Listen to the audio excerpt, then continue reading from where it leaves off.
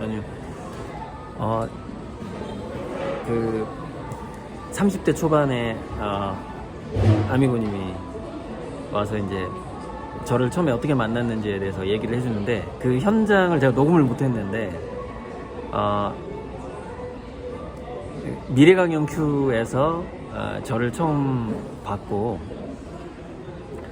좀 심하게 다른 사람들을 좀 디스를 했는데 거기 나온 패널들이 이렇게 좀 약간 학자적인 이야기하고 좀 헛소리하는 것처럼 보였는데, 저에 대해서 뭐라고 그랬죠? 저는 뭔가 진짜를 얘기하는 것 같다 이런 느낌을 그 미래강연 큐 보면서 뭔가가 있다 그런 느낌을 받았다고 그랬잖아요.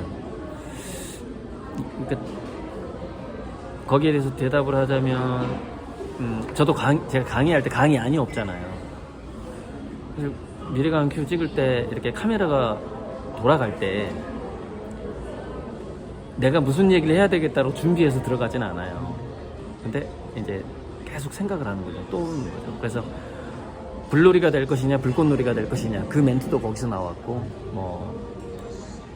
그다음에 병원은 사람을 죽이는 곳이 된다, 그 얘기도 나오고. 그러니까 뭔가 좀 처음에 딱 한 번 들으면 미래강연 큐에서 약간 좀 띵한, 뭔가 좀 황당하게 느껴지는 발언들을 많이 했어요. 근데 이제 거기서 뭔가 느끼신 거잖아요. 네. 뭔가 저 사람이 지금 뭔가 진짜를 말하고 있는 것 같다. 뭔가 있는 것 같다. 네, 뭐가 있는 것 같다. 네. 그래서 그 IT 신문에 이제 어떤 고향 형이 그 신문 기자가 있는데, 그 기자가 그 미래 강연을 해요. 그렇게 유명한 사람은 아니야. 김들풀이라고. 근데 마이애프 그 황성현인가 그 사람처럼 미래학 강의를 하면서 다니는 아주 유명하지 않은 사람들 몇 명 있잖아요. 그 중에 한 명인데 제 미래 강연 큐를 다 봤대요, 그 사람이. 왜냐면 자기도 미래 강연을 하는 사람이니까 EBS 한다니까 처음부터 끝까지 다 봤대요. 그래서 저랑 전화통화를 했어요. 야, 고리들 네가 제일 뭐라고 하더라? 제일 예리하더라, 이렇게 얘기하더라고. 그러니까 너 말이 정말 예리하더라. 그 미래에 대해서 이렇게 보는 게. 그런 평가를 받은 적도 있어요. 근데 어쨌건 그래가지고 미래강연 큐에서 이제 저를 보고 검색을 했다 그랬어요. 그 다음에 유튜브에 검색하고, 구글에 검색하고 구글 검색하고 책이 나오고 유튜브 나오고, 그러면서 그래서 책도 알게 됐고. 네. 그럼 이제 그때 유튜브 구독 시작했겠네요. 네, 모든 영상을 다 봤습니다. 아이, 창피하네. 이렇게 쓸데없는 얘기 너무 많이 해가지고. 그리고 그때 한창, 그리고 이성에 대한 헤이트 책을 항상. 이성 네. 까는 거. 네, 그것도 많이 봤어요. 지금도 짜증나, 생각만 하면. 디지털 자본주의에다가 데이터 부상제가 오는데 애들한테 디지털 멀리 하라 그러고 이제 자기 도구마 리딩으로 리더라만 계속 주장하고 이러니까는.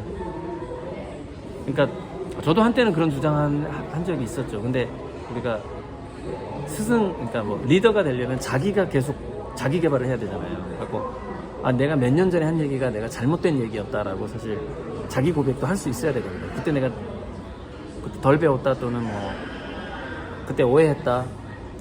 예를 들면 일론 머스크를 내가 잘못 봤다, 뭐 이런 거. 그런 얘기 좀 많이 했는데, 난 테슬라가 정말 잠재적인 회사인 줄 알았는데 나중에 알고 보니까 그게 아니더라고요. 그래서 제가 아마 테슬라는 오너 리스크 때문에 굉장히 위험해질 거다, 이런 얘기를 그 전부터 했었어요. 일론 머스크가 이상하다, 사람들이 이상하다. 그때 마윈하고 인터뷰한 거 보고서 인공지능에 대해서 일론 머스크가 마윈 같이 나와서 인터뷰할 때 마윈이 더 정확하더라고요, 하는 말이. 저는 그렇게 판단했거든요. 근데 댓글이 어떻게 달리냐면 다 일론 머스크를 막 띄우고 마윈을 까는 댓글만 있는 거예요. 내가 들어보면 마윈이 더 상식적이고 되게 정확한데 일론 머스크는 약간 이렇게 정신 나간 사람처럼 이렇게 대화를 하더라고요. 그래서 되게 이상해. 그래서 그때 나는 테슬라는 오너 리스크가 있을 것이다, 그 인터뷰 보고 딱 느꼈어요. 저 사람 약간 이상하다. 그래서 오픈 AI에서 쫓겨난 거지. 쫓겨나고. 아무튼 그 다음 내가 뭘 질문해야지. 그리고 이제 구독을 시작했고, 6월 30일 날 마지막에 저랑 전화 통화해가지고 이제 그 호당 100 때 계약을 하셨다는 거예요. 그러니까 미래강연 큐를 보고 그림 계약까지 온 케이스인데 나는 유일하지 않을까 싶어. 지금 그 30대 초반이고 IT 개발자시죠. 그리고 얼마 전까지 메타버스 쪽에서 개발자로 일하다가 이제 메타버스가 좀 이렇게 오래 걸릴 것 같다 해서 과감히 사표를 내고 지금 다른 직장을 알아보고 있는. 그래서 할부금을 못 줘서 미안하다고 지금 현재 백수 상태라서 당연히. 그래서 오늘 이제 작은 그림 하나 이렇게 사주셨어요. 지금 솔드아웃이 9개. 그러니까 어제 4개, 오늘 5개가 제가 이제 솔드아웃이 붙었습니다. 덕분에 9개가 됐습니다. 이제. 오늘 10개 돌파할 것 같네. 아무튼 자, 제가 빼놓은 얘기 좀 해주세요. 그러니까 인터뷰 한다면서 내가 막 수다 떨고 있잖아. 또 이제 본인 얘기 좀 더 해줘요. 그러니까 제가 빼놓은 얘기, 내가 놓친 이야기 중간에 저랑 뭐 이렇게 그림을 살 때까지 놓친 거, 그다음에 제가 미래 진단했던 거에서 조금 저는 미래 안 좋게 보는 거, 그런 거. 저는 그런 그때 어떤 초등학교였나 중학교였나 그때 어떤 질문 5개를 던지고 막 그 질문이 그때 그 시점에는 엄청 이상하게 막 보였었는데 지금 보니까 그게 다 맞아 떨어지고 있는 그런 걸 보고 저는 경악했어요. 다시 그걸 정리했었는데 지금 보니까 그게 다 하나씩 맞아 떨어지고 있다. 소름 돋았죠. 그러니까 미래가는 큐에서 제가 했던 것과 그 다음에 유튜브에서 강의 했을 때 그런 질문들이 리스트가 있었는데 있었어요. 그때는 엄청 막 이상하게 받아들여졌었어요. 처음에는? 네. 뭐 이런 소리가 있어 했는데 지금 보니까 그게 하나씩 다 맞아 떨어지고 있는 거. 그러니까 그게 이런 것 같아요. 그러니까 제가 강의에서도 얘기했는데 뇌과학하고 미래학을 동시에 비중을 두면서 공부를 시작했는데, 그러니까 대학교 1학년 때부터 1990년부터 저는 이제 학회에서 공부를 한 거예요. 그러니까 혼자 책도 읽었지만 그런 학회들을 쫓아다녔어요. 이렇게. 그러니까 내공자들을 만나면서 그런 얘기를, 강의를 들으면서 책을 보고, 그러니까 강의 듣고 책 보고 강의 이렇게 하면은요,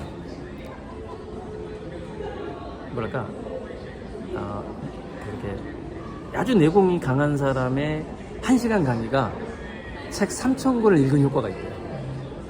책 3,000권을 효과가 있대요.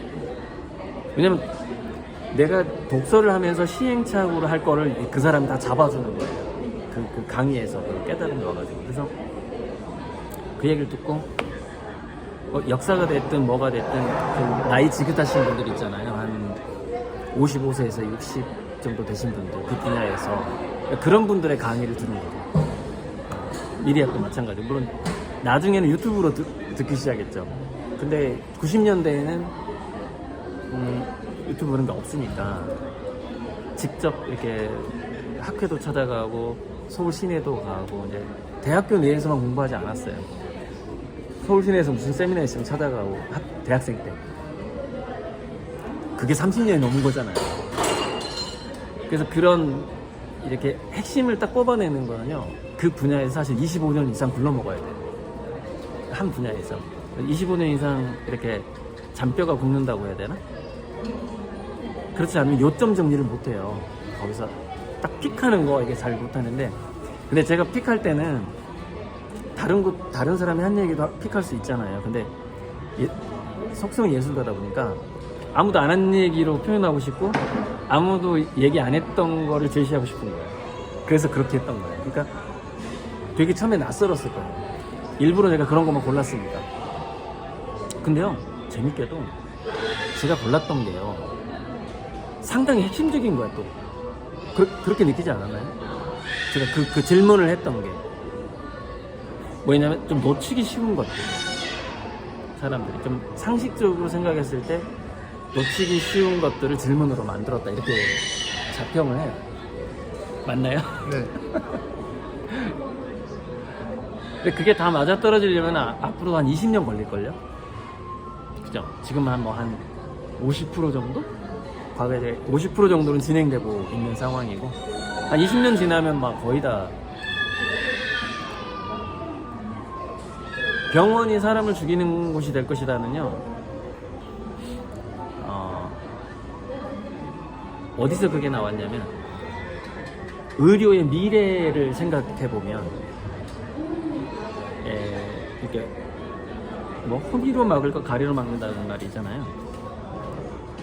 병들기 전에 예방하는 게 몇 배의 효과가 있더라. 그러니까 뭐 의료비를 뭐 100분의 1로 줄인다고 하던가, 수치는 정확하지 않은데 몇십 배의 효과가 있어요. 그럼 이걸 사람들이 당연히 예방의학으로 갈 수밖에 없잖아요. 지금 의료보험 파탄 나고 있는데, 그래서 이거는 일상치료로 간다. 그래서 일상치료로 가면서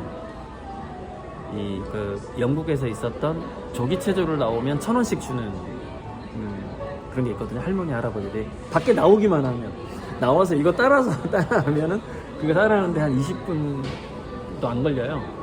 그거 하면은 참가비 1,000원씩을 주는 게 있어요.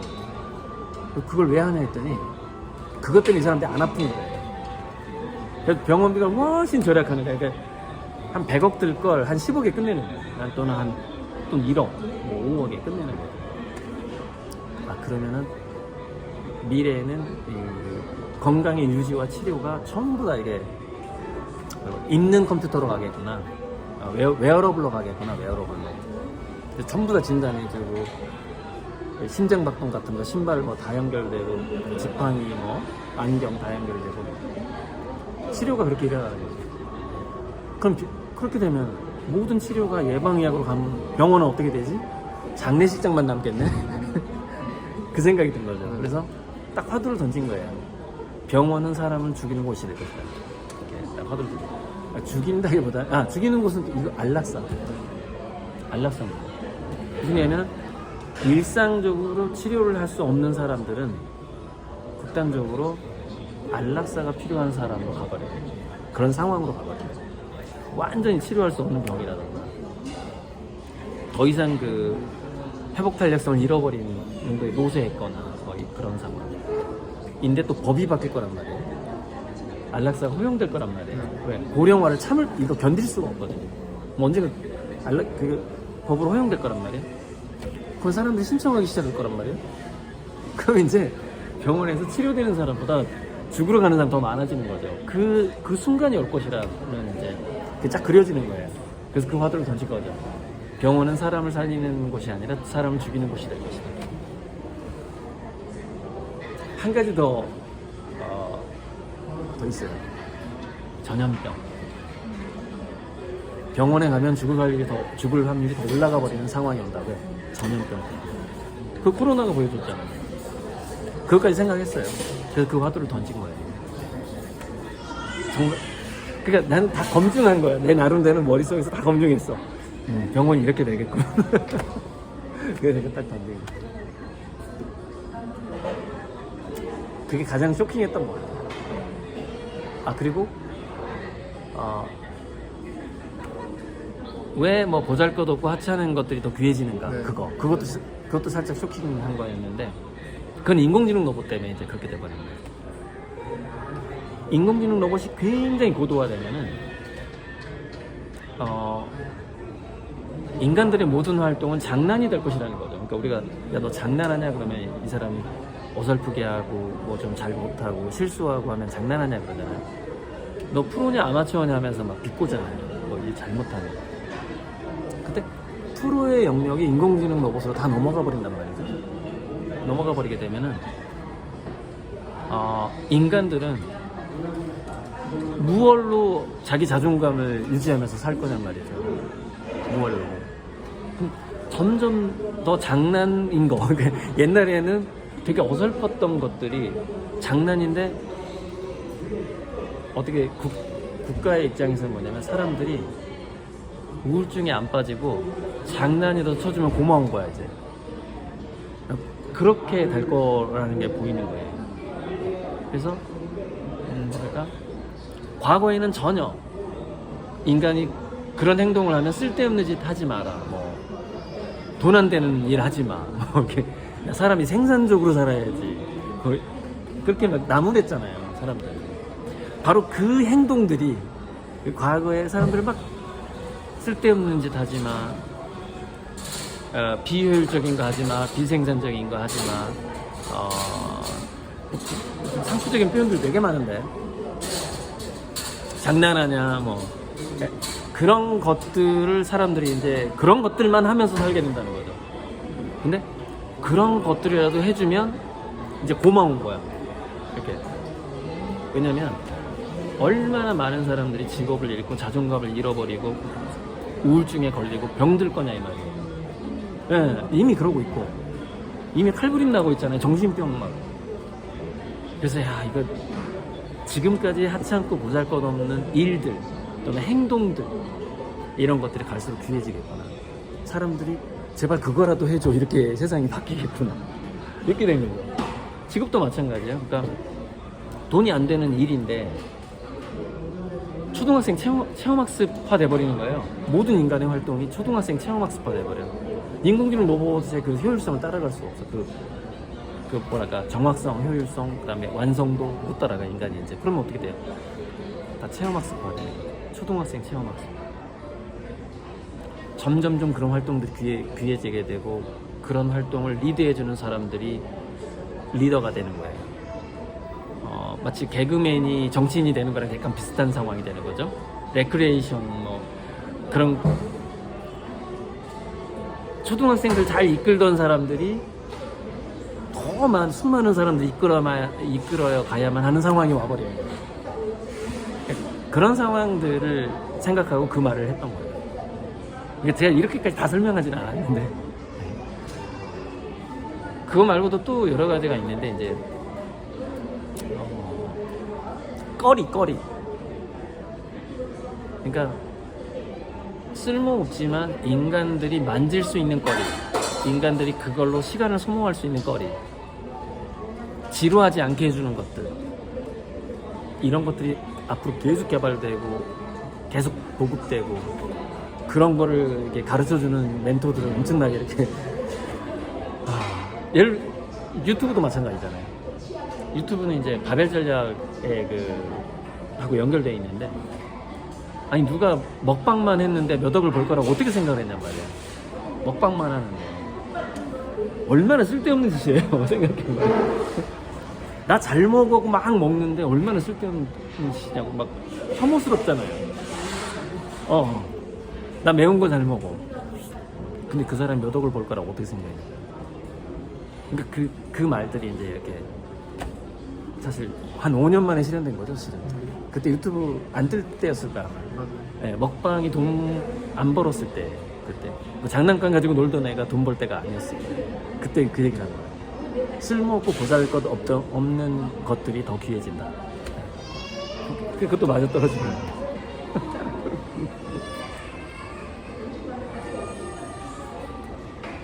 그 두 가지가 생각나요. 더 할 얘기 없어요?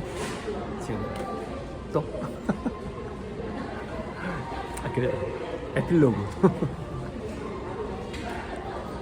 저 직접 만나니까 어때요? 그런 게 더 좋습니다. 그래요? 괜찮아요. 주름살 많아진 거 괜찮아요?